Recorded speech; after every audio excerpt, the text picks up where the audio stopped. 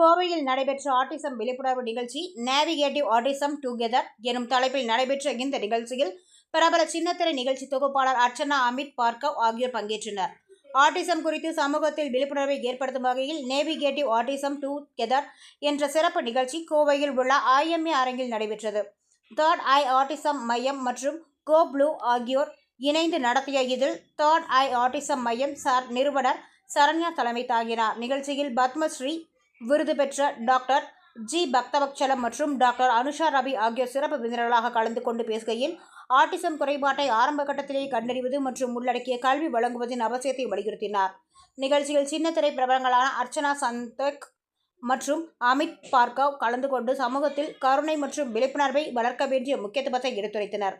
அர்ச்சனா சந்தோக் தலைமையில் நடைபெற்ற நிபுணர் குழு கலந்துரையாடலில் ஆட்டிசம் பற்றிய விழிப்புணர்வு, ஆரம்ப கட்ட சிகிச்சை மற்றும் ஆதரவு அமைப்புகள் குறித்து விரிவாக பேசப்பட்டது. மேலும் ஆட்டிசம் மைய மாணவர்களின் திறமைகளை வெளிப்படுத்தும் விதமாக பல்வேறு நிகழ்ச்சிகள் நடைபெற்றன.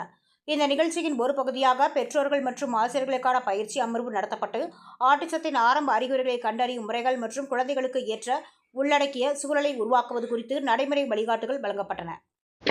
வணக்கம், என் பேரு Saranya Rengaraj, director of third eye autism centre.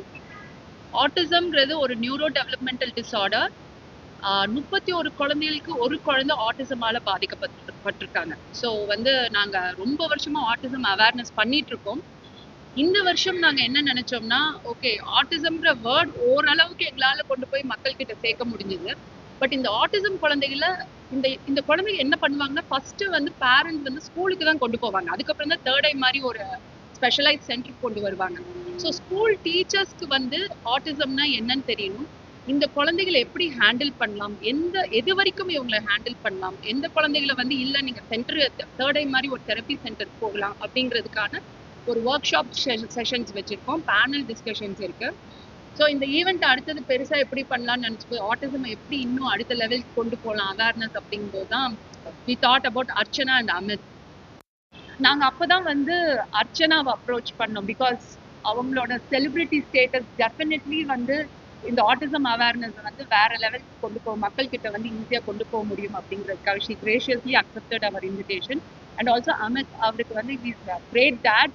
அவருக்கு ஒரு பியூட்டிஃபுல்லான ஒரு ஸ்பெக்ட்ரம்ல இருக்கிற ஒரு டாட்டர் இருக்காங்க. அவங்க ரொம்ப நல்லா வளர்த்துட்டு இருக்காங்க.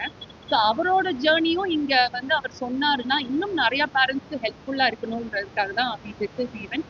And we have our all time ever favourite KG Bhaktavachalam uncle from KG Hospital.